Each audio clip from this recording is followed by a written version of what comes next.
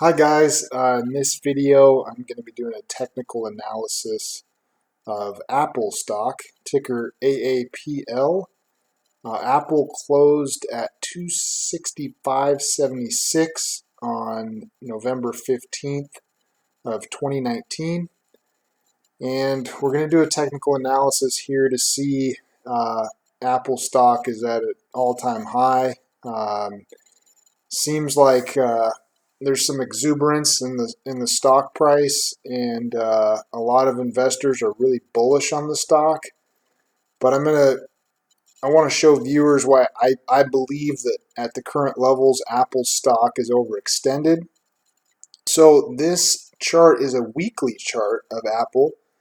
So over since about mid-May of 2017, and over the past 2.5 years, since the middle of May of 2017.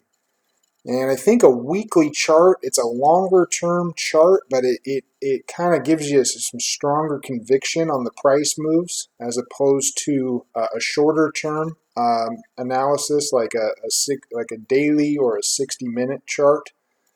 So we can see here that right now Apple is far above the 20-day moving average of 221.86. It's far above the 50-day of the 50-day moving average price is 196.48, and the 200-day is at 160.26. So every time, if we look here, if you look at the RSI on the 14-day there in the second window of Apple stock, it's at 82 right now, which is like an all-time high reading for relative strength over the last 2.5 years. So it would indicate that Apple stock at the moment is overbought. And so if you look at, again, over the last 2.5 years, the first time that this happened, you can see here that about November 2017, there in the second window, you can see the RSI went over 70, and over the next, 3 to 4 months, it dropped down there. On February of 2018, there was about 11% drop in the stock price. Now, moving forward here into the future, we can see the next big run up to about October of 2018, where again that 14-day relative strength index went above 70, and then again over the next, there was a lot bigger price drop over the next 4 months, from about October of 2018 to about January, February of 2019. The price of Apple stock dropped about 30% from October 2018 to the beginning part of 2019. And then it happened again. There was a price run up from about 150 up to about just above 200 there in May of this year of 2019.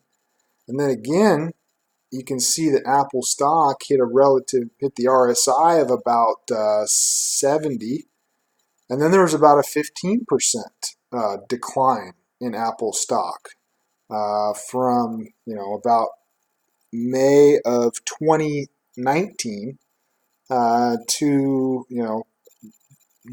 June of this year. So it's happened about 3 times over the last 2.5 years where Apple stock has gone above that RSI reading of 70. And every time that it's happened, the first time there was 11% drop. The second time there was about a 30% drop, and the third time there was about a 15% drop. So where are we today? The RSI reading of Apple stock is at an all-time high. It's at 82 on the weekly chart, and it's above the top end of the Bollinger Bands. Now again, what are Bollinger Bands? bands. Bollinger Bands are the 95% of the ranges of a stock price, um, or about 2 standard deviations above the median price.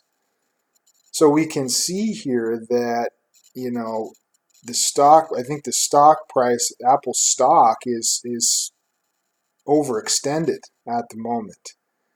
And you can see there that it's at the top end of the Bollinger Bands, and every time that it's gotten to that point, there's been a pretty significant drop in the stock price.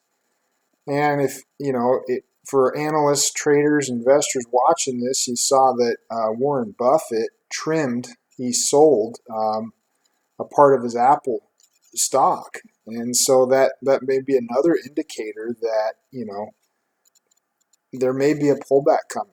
And everything that I'm reading from the technical standpoint of Apple stock would lead me to believe that there is a pullback coming in Apple stock. Now, again, I could be wrong here, but, you know, all the technical indicators are pointing that, you know, Apple stock is overbought at the moment. And so, you know, time will tell. But, you know, if we look maybe over the next 3, 4, 5 months, it would not surprise me if there was a 10% or more decline in Apple stock, given the current technical indicators. So, you know, be wary of this.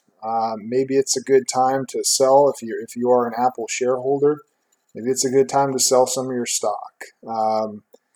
So hope this helps you guys, and thanks for watching, and look forward to seeing you here on a future video.